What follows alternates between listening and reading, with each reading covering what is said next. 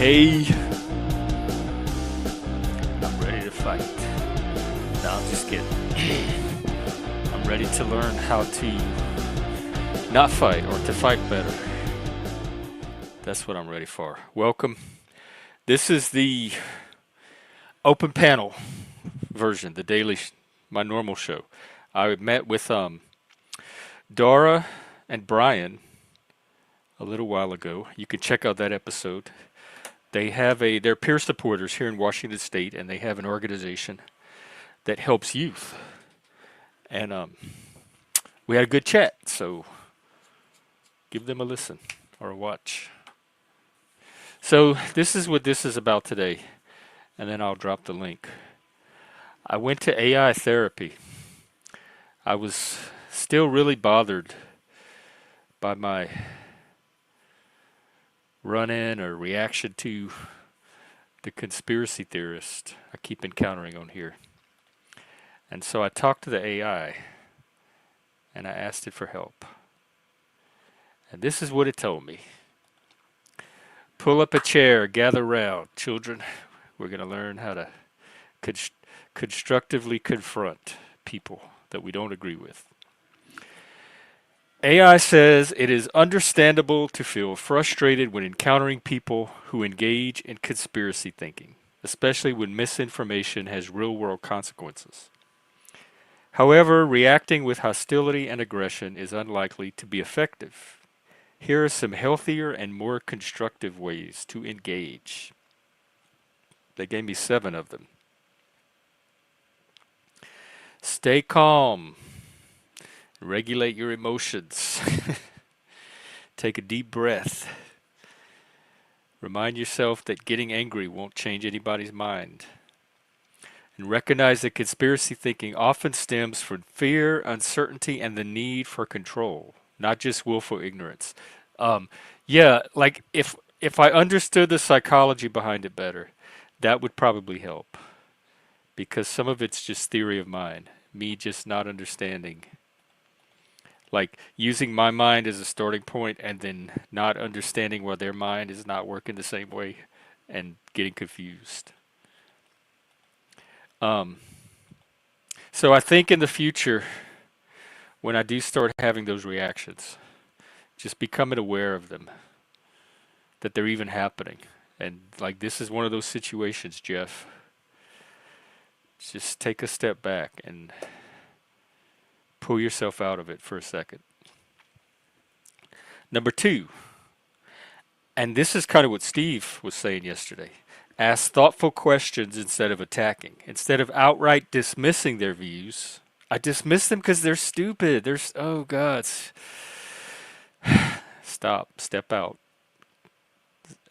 zoom out, step back. Instead of outright dismissing their views, ask them to explain their reasoning in detail. That just leads to more frustration because the more they start explaining, the more frustrated it gets, like the more conspiracy it gets, and the more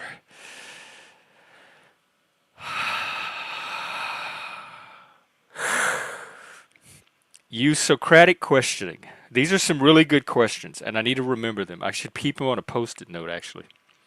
What would change your mind? Or how do you evaluate whether a source is credible? How do you know you're following a credible source? Those are some good questions. Thank you, AI. Number 3. This one's going to be a challenge. Avoid mockery or insults. While it's tempting to ridicule, that usually pushes them further into their beliefs. They're going to have the beliefs anyway, whether I ridicule them or not. It says instead, approach them as you would someone who is misinformed rather than malicious. I don't believe they're malicious. I do believe they're misinformed. I do approach them that way. And I try to correct that misinformation. But that doesn't ever usually go well. Number 4, find common ground. This is a good one.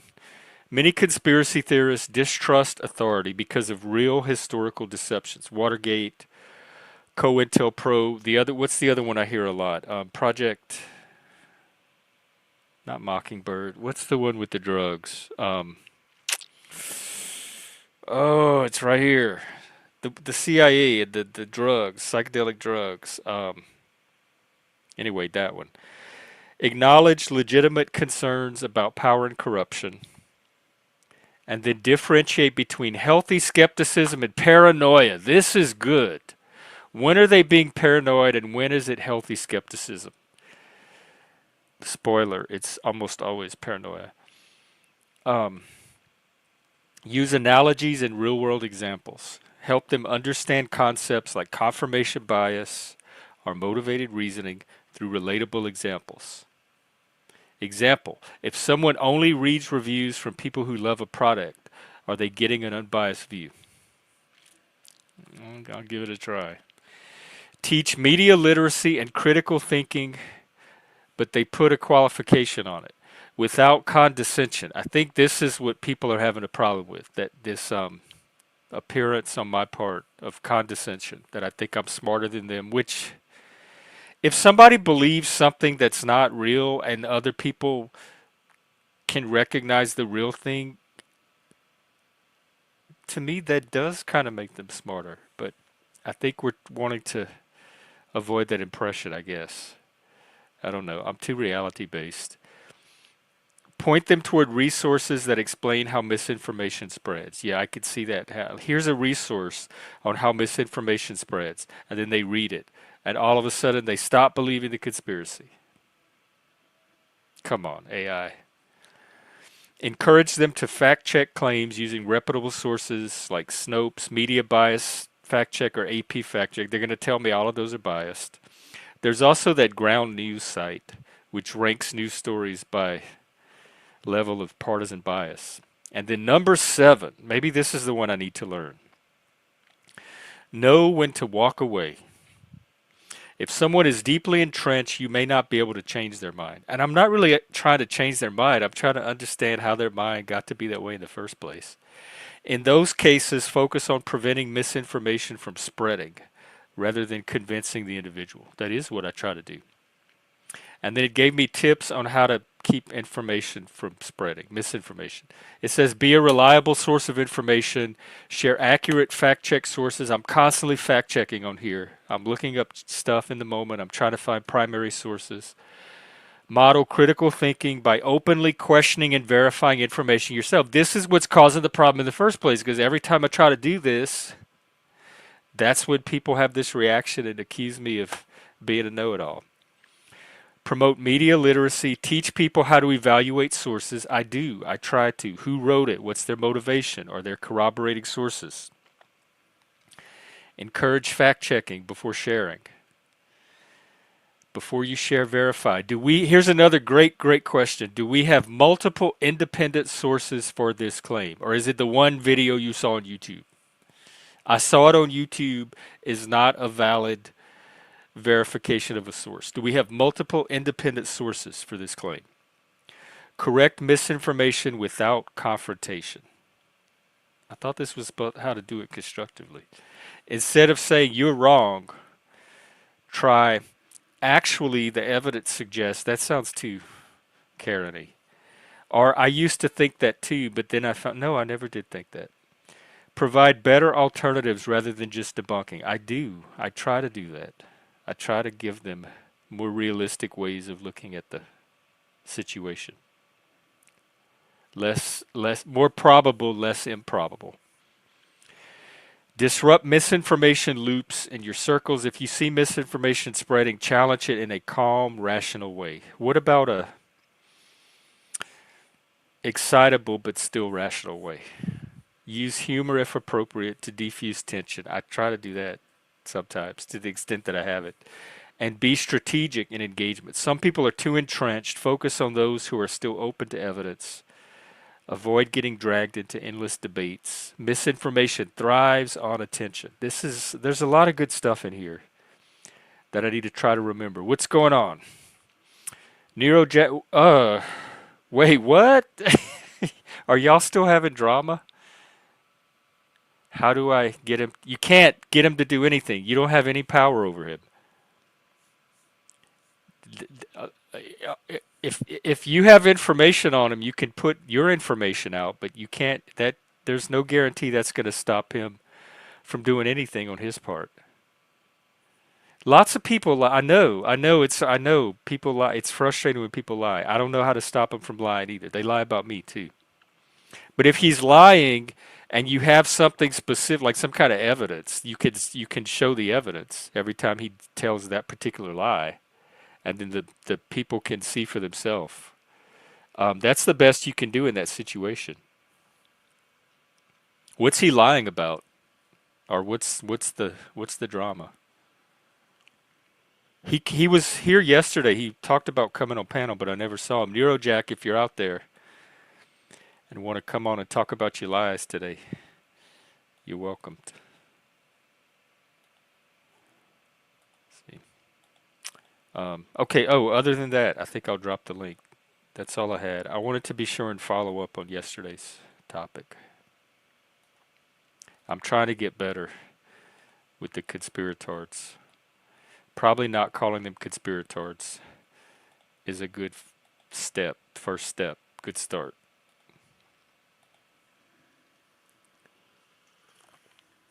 And I've told my story before of how I was very deep into Russiagate, the Russiagate conspiracy. So I've been in conspiracies myself.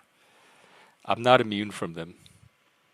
And I've said this before many times. It's not a reflection on somebody's intelligence. The fact that you fall for a conspiracy theory, or you're entertaining a false belief, is not a lack of intelligence. Although in that Northrop Frye essay I've been going through, he did make the point that it's the mark of educated people that they're able to hold a belief and examine it at the same time.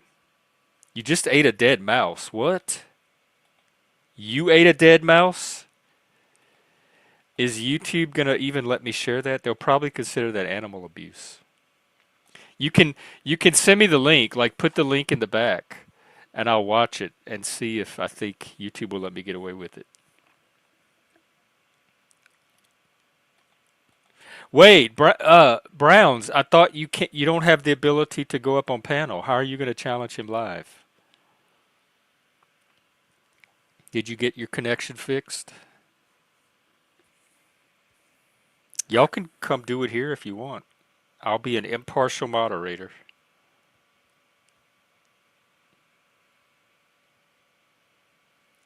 Um, oh, so yeah, the link, is it pinned? I think I just posted it. Come on up, sugars.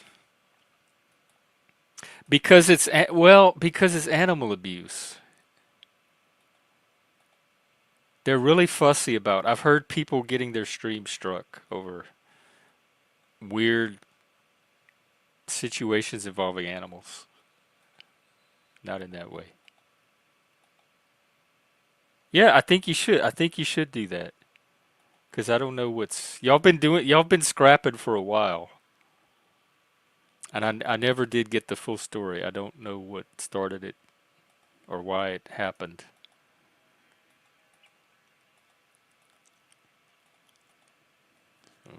Well, no telling what we'll see today. Yesterday we got to watch lobster people at their job. Today we might get to see somebody eat a mouse.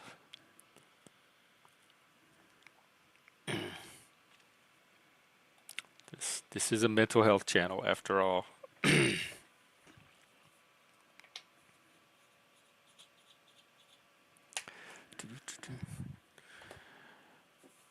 It's snowing here. The ground is covered with snow. I'm supposed to go to my Toastmasters tonight, but I'm thinking about. They have a Zoom. I'm thinking about doing it through Zoom. I was wanting to do one through Zoom anyway, just to see the difference between because talking in person to people, there's like an added dimension to the dynamic, and I want to try to see what it's like from the Zoom end of it. I did finish the game. I'm done with the game. The game is over. My disco days are finally behind me. According to the game, I'm a fascist who hates women. It kind of it's kind of like not AI but machine learning, and as you play it, notices patterns in your personality, and at the end, it gives you a little assessment on what it thinks of you. And it found me to be fascist and misogynistic. I, I'm probably the least fascist person I know. I mean, my whole Satanism is built around anti-authoritarianism. If I'm a fascist, I don't think that y'all have anything to worry about. If your fear is fascism and I'm the best example of it, I think y'all are going to be okay. Because I really don't like telling people what to do. Oh, really? That. Well, thank you. Maybe I'll get some subs from it. I put the hashtags. Maybe like the Disco Elysium fans will start showing up here.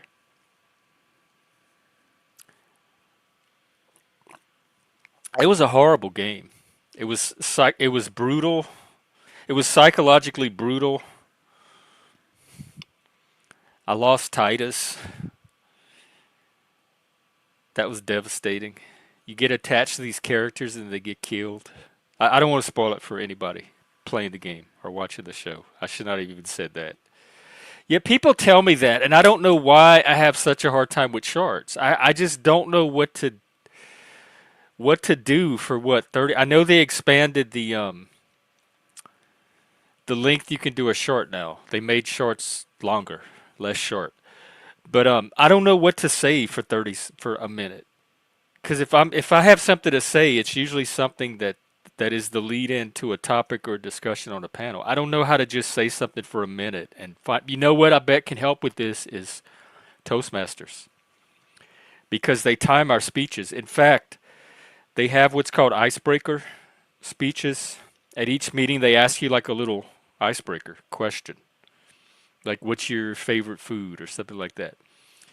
And you have 1 to 2 minutes. They you try to keep your speech between 1 and 2 minutes, and then they rate you at the end, and they vote for the best. Now that's table topics. Um, anyway, they have it's table topics where they ask a question, and then they pick people. That's how I got my ribbons. Watch, look, best table topics. I got two of them. And then they time you, and you're supposed to talk for between 1 and 2 minutes. So I bet Toastmasters can help me figure out a way to do some shorts. I can treat them as table topics, and I can like ask myself a question and then use my Toastmasters practice to get it down to 2 minutes and put it on a short video. How is he doing that? Is it from gaming? This is what I need because I'm so close. I'm almost at 1,000. I just need like 200 more, and then I'll be there. That's my goal this year is to break 1,000.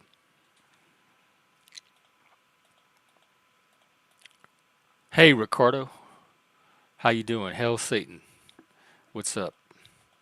Is it from game? Is it just video gaming? Sure. I don't even know how to. Can I make clips from my disco game?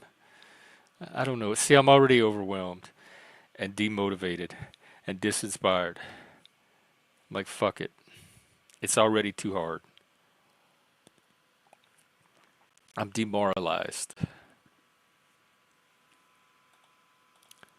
Omega. I remember Omegle. Oh my god. It's what a that's where you get gonged. That's what going live in the evening is like on vertical because I'll get a lot of because they put you in the carousel as people are swiping and they see your video and they go to it and then it's like a matter of seconds or sometimes minutes before you get gonged. Uh-oh. I'm worried. Are you going to eat a rat? Are you going to eat a rat? Hello? Hey, Axis. Hey, That's I'm a just great shot, by the way. Oh,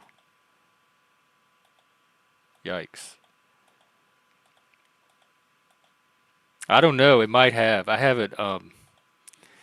That was like 10 years ago, it seems like. I didn't do it a lot. I was too. I don't have the game, the riz, to not get gonged. What does the unconscious mean? I guess it depends on who you asked, because it's not referring to any kind of concrete noun. I take it to mean things that you're not aware of, but that's like your digestion and your heart rate and stuff that your body just does automatically without you needing to be conscious of it all the time. What's up? Well, I'm trying to figure out how to put it in your private chat or just give you the Oh, the link. link. Okay. Do you want me to take you off? Um, yeah, it's cool. It's not it's food. You're not going to be able to get a strike over it because I bought it. I took it out of the package, and it is what it is. But I thought you would really enjoy it. Seen someone eat a mouse. Do you, well, yeah, It's drop the link in dead. the back and then I'll take a look at it at That's least. just it. I don't. Oh, it didn't show up. Is it on your channel? Yeah, it's the last video I uploaded. It's only Uh, 1 minute. I'll just go to your channel and see if I can find it. Speaking of shorts, just a snack. God. Oh,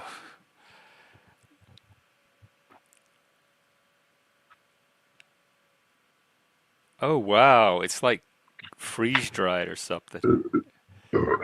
It looks like a MRE. Yeah, I told you, man. It's fucking food. As long as you eat it as You food. don't have anything else at your house? Why are you eating rats? Ah! You know what I'll do? I'll put the link. I'll post the link. It's I like your face paint. That's It's pretty. blood. That's Is it? actual human blood. Oh, is it your blood? Yeah, this is where that's. Well, I got custom dentures, and they're covered with. That's mouse blood. Oh, I also like the shirt. Yeah, but this is Okay. human blood. Your blood. Was it from a But ritual? anyhow, I thought you would enjoy that, Jeff. I'm on my way back across town to the place where the little white coat guys treat me really, really nice. And occasionally they give me a shot, and I see God. Okay. That yeah, Thanks for sounds. showing it, though. Thanks for having me, Jeff. You too, Axis. I hope you're doing okay. It's good to see Oh, you. of course, look at me. I'm a fucking ball of fucking madness. What better state could you be in?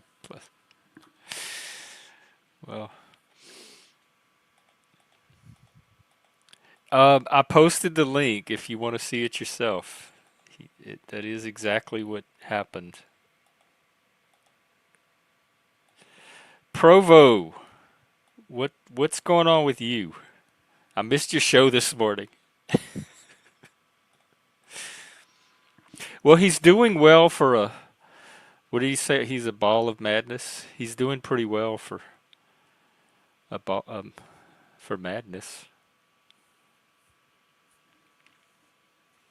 I mean, this is a mental health channel after all. Is what's on your avatar? That's not you, is it? Hang on, let me get a closer look.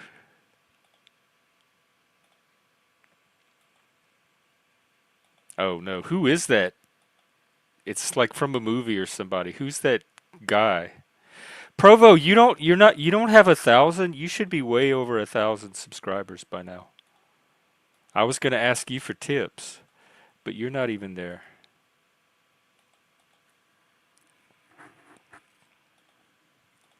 King Terry, is he a YouTuber or somebody from the TV? Is he somebody I should know? Is it Terry Davis?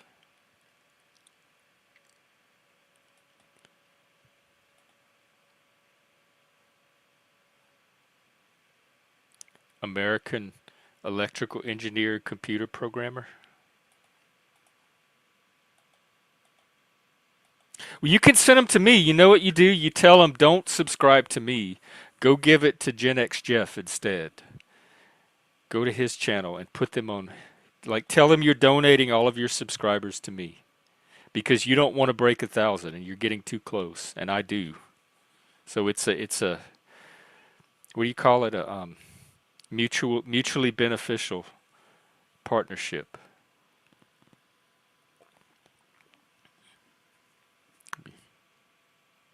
I'll take. Hey, if they're numbers, I'll take them. I can handle when they kick up in chat and on panel. I can handle them.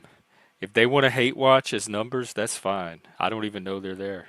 What are you doing to you? You do good content though. You really do. Um, yeah, you are. I think you know that. You did a great job emceeing the panel awards.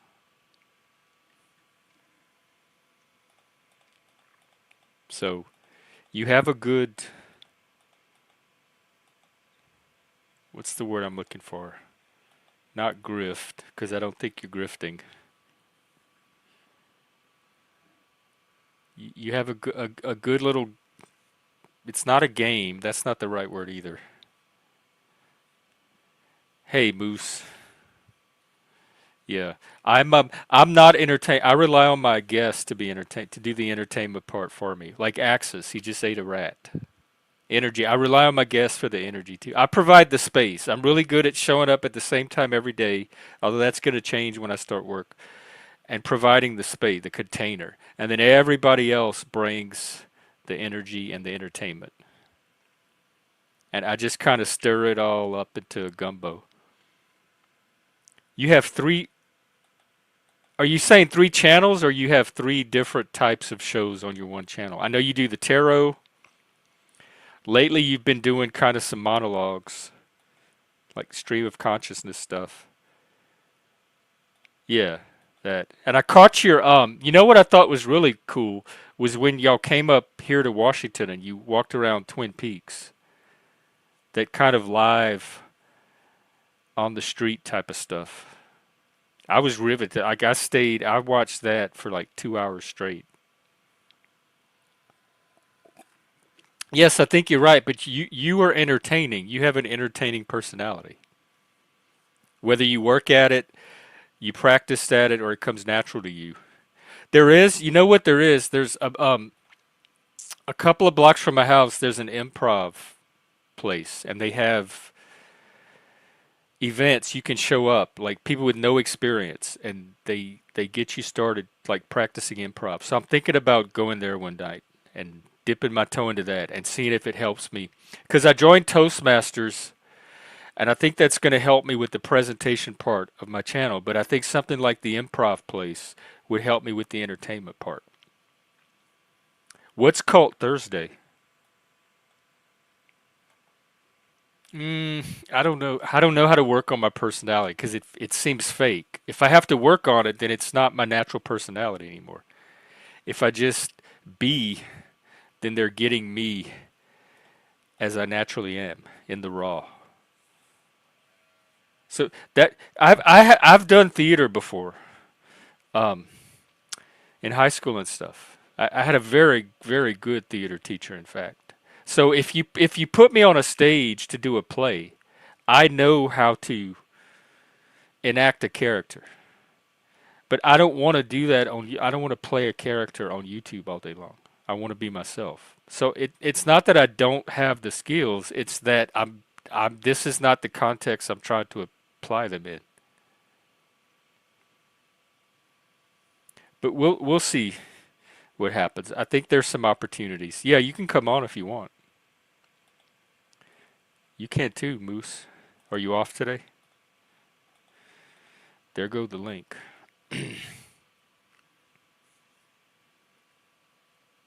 Usually I'm at my most entertaining when I'm being hateful and mean to somebody else, and I want to cut back on that too.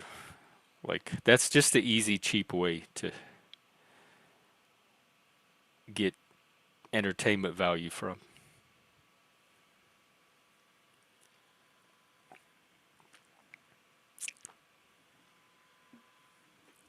So, but people are coming here for some. I assumed it was my incisive logic. I know. We're gonna, now that I have a job, I'm gonna upgrade. I'm getting a rainbow microphone like Dolbez has, so I can get rid of the headphone. I'm getting in fact, I think I found someone that can actually repair my antlers. So I'm gonna get my antlers repaired, or I'm gonna upgrade. Um, hey, bad guy, what's up? So that's all coming now that I'm gonna have some income flowing in. I'm supposed to get some kind of velvet poster for the background. Like, what do you call those tapestries? Velvet tapestries? Yeah, this conflict content. That happens on here quite a bit, actually. So yeah, I agree with all of your points. It's just there's there's steps to make it happen, but I guess I need to at least start on the road. No, I love the. I'm a sucker for. I I I can't help it. I bright, flashy color, rainbow colors. It just maybe it's a Spurg thing. If your studio is interesting, well, actually, it's my room, but I'm kind of in the transition phase to grandma. Um, yeah, I could spice the room up.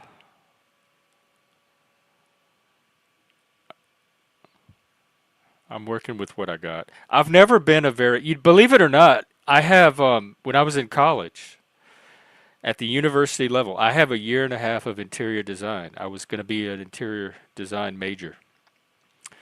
And so I have a year and a half of college courses in interior design.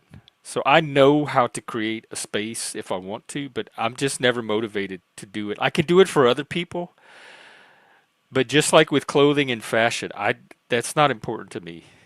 I'm not a visual person, so I don't put a lot of energy into how my place looks or how my body looks.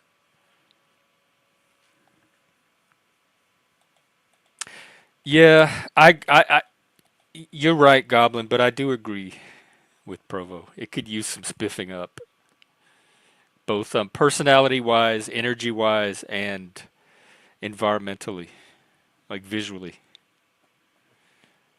So I'll get there. I can start make like once I have a budget, I can start making some specific goals and do a little bit each month, add a little bit more. So, but the core of what I do here is really the guest and the audience, and I think that part is still going for me. Like yesterday, we had Leggy come on and stream he and his coworkers doing their job. It was fascinating. I could have watched it for like all day. Oh yeah, I definitely want to improve, and I think Toastmasters is going to help with that.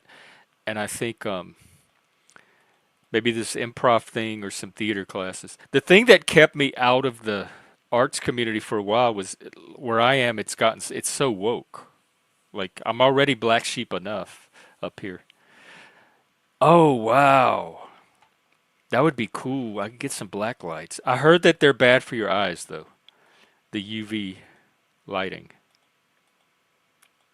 But still, I like Provo. I like your setup with the red light and that background, and then you have the little blue candles. The lighting, you do really good staging with your lighting. So something like that. Yeah, see, I'm already inspired. I can do lighting. I can do some kind of tapestry or posters. I did Moose. I start next week.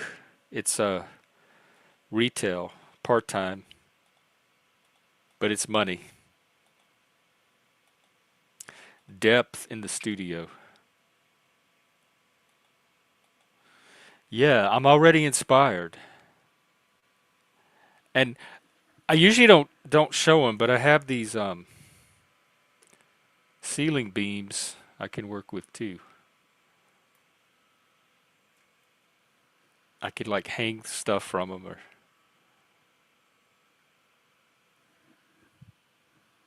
yeah. In fact, next time I'm out and about, I'll start like keeping my eye out for things that I think might work in a room, or I could like go thrifting, or go to one of the craft shops. Yeah. Now I did have a Spurg watch my show one time, and he said that my symmetry was very nice. Like I have a picture to one side of me, I have this, I'm more or less centered, so that visually I appear very symmetrical. Some people stream like off to the side like this, or they have all of their visuals concentrated on one part of this screen.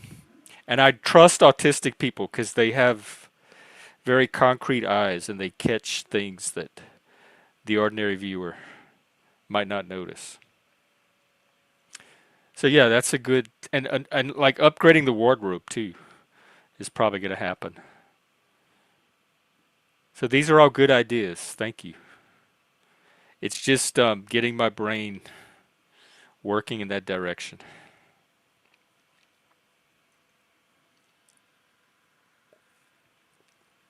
So shelves with, well, I even thought it's a long, complicated story, but eventually I'm going to get a new bed, which is going to change the sleeping arrangement, and I may have to move the table that the computer's on to another wall. And if I do that, I have this set of shelves and books that I have the potential to have behind me. I could have a bookshelf, and it has built-in shelves on the top, and then it has freestanding bookshelves beneath that. So it would have shelf space to put items on, and it would show the books above and below. And it would even have a little extra wall space for a poster or something.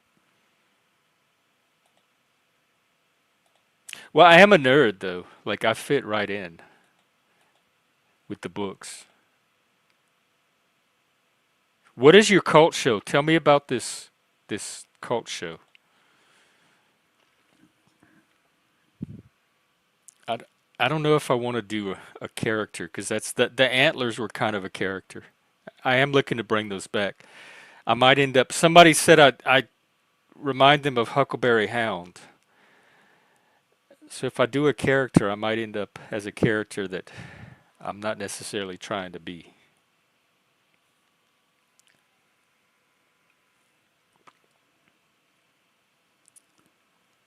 There's what's the cult? Like how I don't I'm skeptical that you could keep a cult going.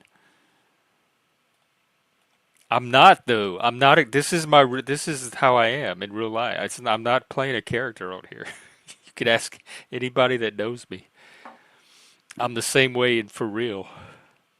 A new age cult. I thought you were I don't know, you're kind of Mormon eclectic, like your own brand of Mormonism.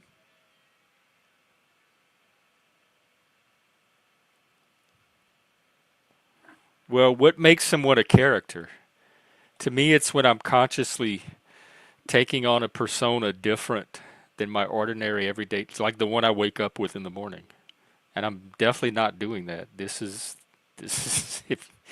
if you were at my house hanging out, you'd see the same person you see on the stream. So to me, that's not a character. I'd have to do something different than you would get in ordinary life. Like I'd have to. How does Huckleberry Hound talk? I'm not. I'm running the satanic stream, but it's not a cult. I definitely do not want a cult. I don't want the response. I don't want kids. I don't want a cult. I don't want any kind of responsibility for other living beings.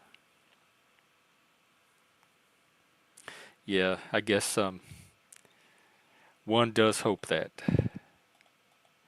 The headphones are on. Remember, I used to have the big snowball mic. The headphones are only because my microphone cord broke, and I haven't gotten another one.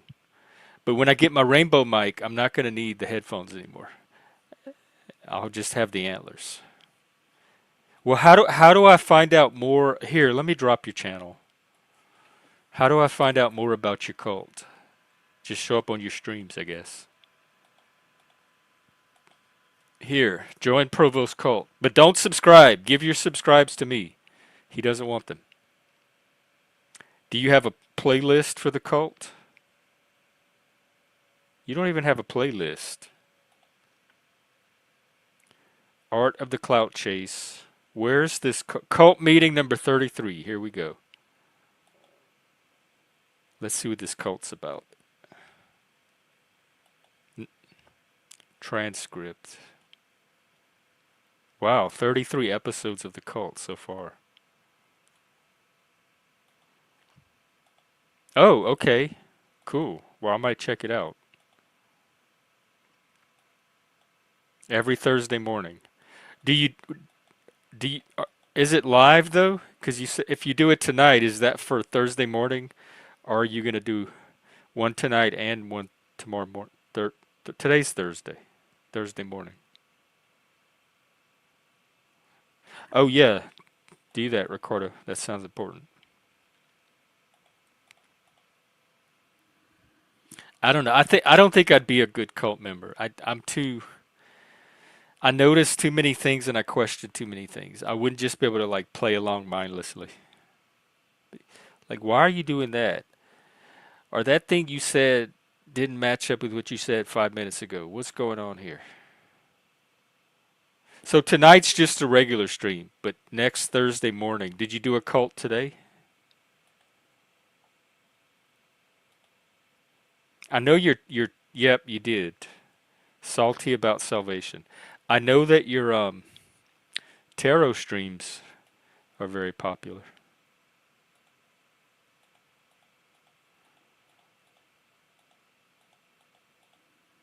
Okay.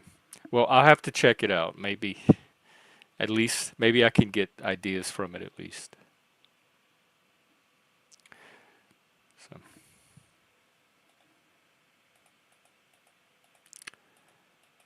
thank you very much. Well, I don't know if we're getting a panel today.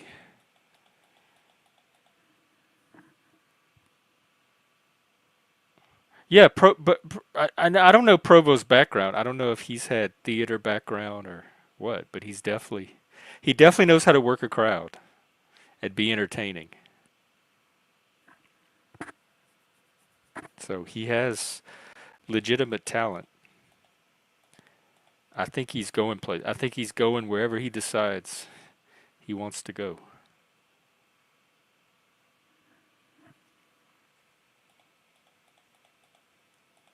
Me, I'm just trying to bring conversation and mental health support and help people be a little bit smarter about the information they consume on social media.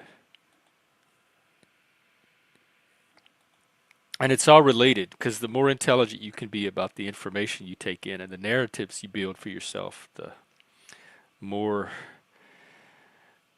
influence you have over your mental health. Because a lot of it's in reaction to things we're telling ourselves.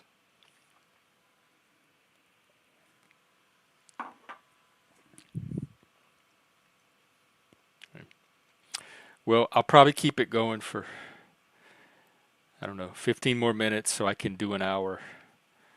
And then we'll see if we get a panel. If not, I'll have an early day today.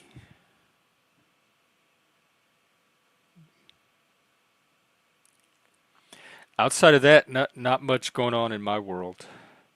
I'm waiting to start work. They got to process my paperwork and schedule orientation and all that stuff. Red tape, bureaucracy. Oh, really? I don't know, Goblin, because I look at my earlier stuff, and remember, this is my second channel. I had a channel before this, back in 2021. And it's much more... I think I got more relaxed and more just, I don't care. But before, I was trying to, like, be semi-professional. And so I was speaking more, like, to a different audience. And I was having more guests. I would do like specific topics and try to educate people on mental health topics or autism or something like that. So they were more monologue and they were more content oriented. and less open-ended and freeform.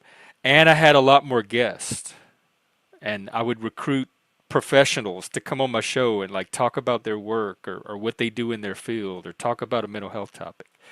And so to me, that seemed like that was pre-Panelverse. That was my pre-Panelverse days. And then when my my chocolate got into Panelverse's peanut butter, things changed. But I liked the change. I thought it was a change for the better.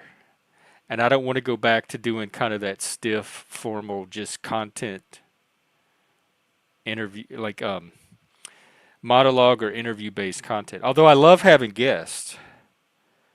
We had one today. We had two. You should check them out, Dara and Brian, and hear their story. But I like having this more loose format where it's kind of unpredictable. I like the chaos. I work a lot better in chaos.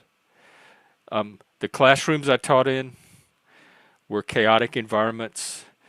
The mental health places I've worked were chaotic environments. Hey, Helena, I hope you're having a good one. What are you having? Is it Italian? So I'm better with. I like the energy that comes from chaos. I like the unpredictability of it. I don't like routine. I don't like if I know the patterns too much, like I know what's coming up next, it's harder for me to stay engaged with it. So when there's chaos, I'm more there in the moment, like what's coming next. I like the challenge of it. No way! Oh my God! You okay? Is it from a mix? Is it Zatarans, or did you make it yourself? We used to make them in the crock pot. Is that a thing? Something you plug in on the counter, and like sometimes you cook them overnight. That's what we used that to make ours in. But I'm gonna tell you a secret: the Zatarans prepackaged mix is almost identical to authentic red beans. So if you want some good red beans and you don't feel like making them yourself, get a box of Zatarans. They're going to be almost the same. And the Popeyes red beans are pretty good too. Ooh, jambalaya, that too. In fact, we used to cheat back home. Even the Cajuns will make their jambalaya with the Zatarans mix instead of from scratch because it's so authentic. It tastes almost exactly the same as if you make it yourself. Wow, that's impressive, Helena. So you soak the bean. Did you do it in a crock pot? You soaked the beans, and then you did the sausage and or chicken, the onions, the what's the green stuff? Is it green onions? Shallots maybe? I'm trying to remember what else we used to put in them. And do you have yours with rice? Yeah, red beans and rice. Do you have a rice cooker? Believe it or not, when I moved to Seattle, people didn't even know what rice cookers are. They don't even use that over. Yeah, the chili, the little green chili. I guess that's what they are. They don't use rice cookers here. They don't even know what it is. And that was like a normal part of growing up. I can't imagine a kitchen without a rice cooker in it. Oh, that sounds good. The red bell pepper. You have me hungry for red beans now. Oh my God. I gotta find a Popeyes. I think the closest one is like one town over. They do have a KFC though. I need to make a trip there soon. And I haven't had fries in a while either.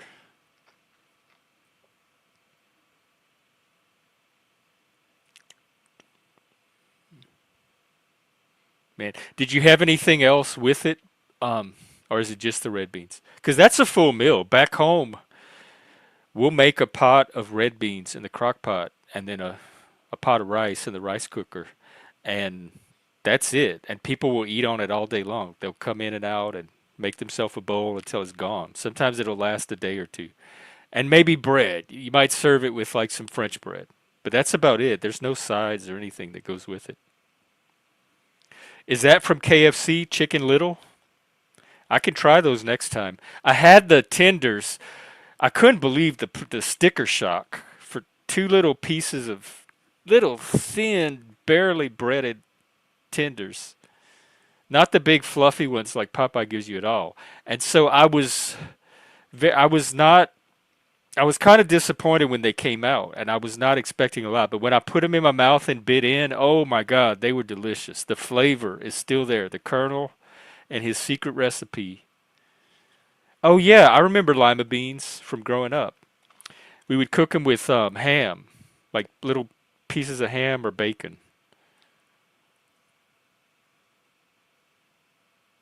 Yeah, I liked those. And okra. We would do boiled okra. You'd get like either the fresh okra at the store, or the packages of frozen okra, but it's the whole okra, and you boil them, and then you would dip them in vinegar and salt. I love that. And they were real slimy, and they had the little seeds in them. But the other thing we would do is fried okra in the deep fryer.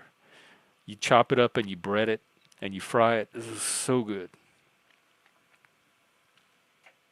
I'm looking up these Chicken Little things.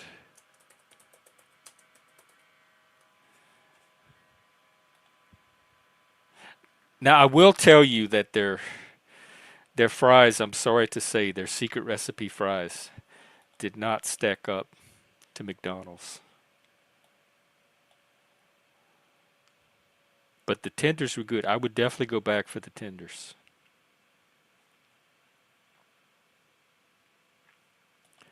All right, sandwiches. Saucy chicken. What is that? Chicken Little.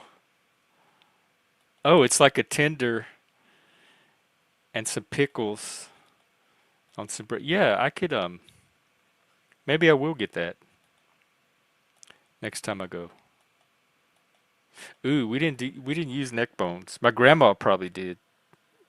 She was older, Kate. She cooked all kind of weird stuff that I wouldn't eat. But I don't think my mom really used neck bones. I remember they would get the chicken from the grocery store, or and they'd have this little bag of gizzards and organ meat in the chicken that you'd have to pull out. And I remember her having to pull out the that little gizzard bag. I accidentally ate a piece of gizzard growing up, but I almost threw up. It was in some gravy. I didn't know they had put it in there. And liver is another thing I hated growing up. And the school, they would serve liver for lunch at school, and it was the most disgusting thing I had ever eaten. And on liver day, I hardly had anything to eat because there was no alternative. Like you ate the liver or you didn't eat that day. My sister had a friend whose dad used to fry cow brains in the deep fryer. And we'd go play at their house, and it stank so bad I couldn't even stay in the house. We would like play out in the backyard while those cow brains were fried because it smelled so bad. And then he'd put them on a plate, like on a paper towel on a plate, put them on the counter. I'd be like, "The cow brains are ready. Come and get you some." And my sister's friend and her family would just go and devour those cow brains. Um, Not for me. But that's not even, I don't even think that's as bad as in Vegas. I had a roommate who came home with a piece of shark and tried to cook it in the kitchen.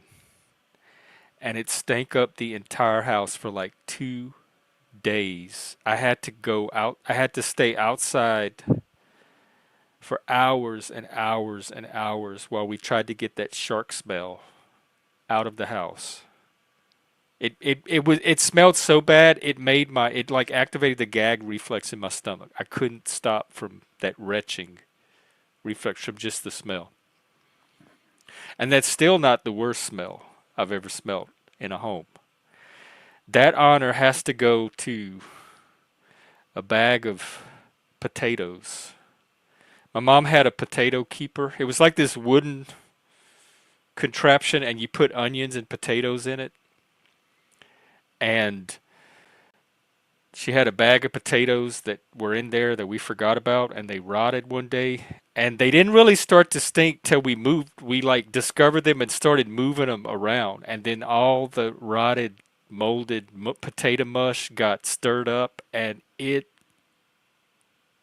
we none of us could stay in the house. It smelled so bad. I think she had to throw the thing away, the little container. I don't know how to make. I don't a cow brain story. Provo, you'd be a good producer, actually. You should farm out your services. You and Moose both are very good at this. I don't know how to make a cow brain story 10 minutes long, but I know somebody who does. I bet the Toastmasters could help me with that. Because you're supposed to give like monthly speeches, and they're longer, and they time you, and then they analyze how well you delivered your speech. And I could tell them I want to do a 10-minute speech on cow brains, and I bet they would help me get a good one. Or maybe the improv people. I could do an improv around cow brains. Maybe I'll go to improv next week. See what that's about.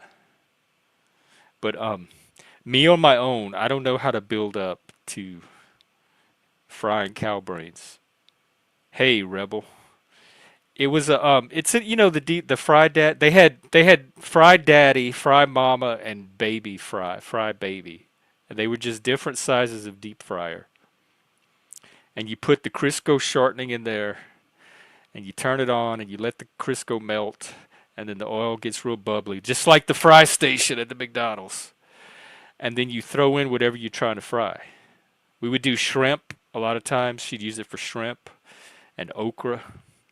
What else did we fry? Hush puppies. I love a good hush puppy. So it was that thing. He would plug it into the counter, and then he had the cow. I don't know where it was Cajun, Louisiana. They probably got them from the grocery store. You could buy cow braids, or he got them from a butcher shop or something. Now, I will tell you this story. It's not a cow brain story. It's a pig story. But the Cajuns have a tradition called La Boucherie, where they it's a community event. The whole community comes out. The old people, the adults, the kids. Sometimes they have activities and events for the kids. It's a big deal. It's like an all-day community thing. And they'll let a pig loose, and the men will chase the pig and catch it, and then they'll take it away to be butchered, and they'll spend like hours butchering the pig, and they use all the parts of the pig, and then they turn them into dishes: boudin, hog's head cheese, barbecue, pork sandwiches, you name it, anything you could do with a pig. So when I was in grade school, like second or third grade, I remember they had a boucherie at my school, and they let us out of class, and we all went out on the playground. It was a big blacktop playground, and they let a pig loose. And I remember the men chasing the pig and catching the pig, and then they took it out behind the kindergarten building. They had this big cauldron full of oil that was heating up, and they butchered the pig right there on the school property, and they did their boucherie. And then for lunch that day in the cafeteria, the school cafeteria, we had all the different pig dishes that we got to eat. And it was like a fun thing. It was a holiday, a celebration. We got to get out of class and watch him butcher the pig and eat the butchered pig. And I'm thinking how normal that was back then. Like, we didn't think anything of it. But today, if somebody had tried that at a school, like, hey kids, we're going to butcher a pig at school today, nobody would let that happen. And so that's a tradition I grew up with, was pig butcher, la boucherie. And there's probably YouTube videos you could Google showing boucheries around Louisiana. But nobody I knew ate cow brains. I came from a very small village. There were like a few hundred people in the whole town, and that's the only family I even knew that cooked the cow brains. So I don't even know if that's a. But I will tell you, Cajuns do eat anything. Like, we eat anything that comes out of the swamp, out of the ground, out of the sky, out of the tree. We will eat it. We will find a way to eat it. So we did grow up eating that kind of stuff. One of the things I loved growing up were the cracklings, and it's made from the skin of the pig. The pig fat, the skin, and the fatty layer underneath the skin is chopped up into cubes, and then they're deep fried. And they make these little squares of, they're kind of like pork rinds, but they're little squares, and they're real salty and real greasy, and they're good. And they get kind of hardened, but they still have a softness to them that you can bite into. But they're softer than pork rinds. Pork rinds are like crunchy, and these were crunchy but soft. And my grandma had like a big old jar full of cracklings that she would keep, and we'd just go to her house and just grab a handful of cracklings and just sit there and eat them. They were so good. So those are my animal stories. And then I've told this story before. I'll tell one more, and then I'm at an hour. But we were coming back. We had gone out to eat one night, and we were driving back. It was nighttime, and it's kind of the winding country roads. And I think it was my uncle that was driving, and he hit a chicken. A big old white chicken was like flew in front of the car and got hit. And my grandma made him stop the car. She says, "That's a gumbo chicken. That'll make a good gumbo. Go back and get that chicken." And she made him stop the car. And we went back, and the chicken wasn't even dead yet. And I remember, I don't know who it was, but they had the chicken in the back seat, and I was in the back seat. It was a big old like Buick car. It was my grandparents' car. And that chicken was flapping around. The wings were flapping, and it was on the floorboard. And I think somebody wrung its neck so that it would stop flapping. And we kept it in the back of the car until we got home. We were only a few miles from the house. And sure enough, my grandma made a gumbo with that chicken. And we had gumbo the next day from the roadkill, the chicken we had hit with our car driving home at night. So we've done stuff like that.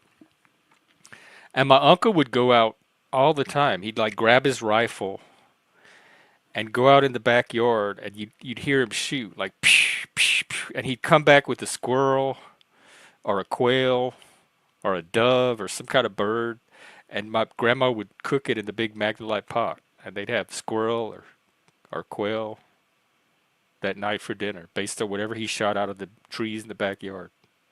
So that kind of stuff happened too. All right, those are all my dead animal eating stories, and I guess we're not getting a panel today, so I'm going to call it a day and wrap up. But it's been a very constructive, low confrontation day.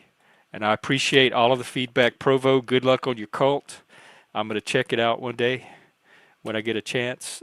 And thank you for the tips and the inspiration. Keep doing what you're doing. You know, I think you do great work. Moose, thank you as well. And everybody else, Helena, Goblin, Ricardo, thanks for hanging out. And I'll be out tomorrow. Hopefully we'll get a panel. You too, Goblin. You too. Have a good one. We'll see if we get a panel tomorrow. It's Friday. So try to make something happen. Take care, everybody. Have a good rest of your day. You too, Helena. Take care. Keep hailing Satan or yourself or whatever deity get your juices flowing. All right, take care, everybody.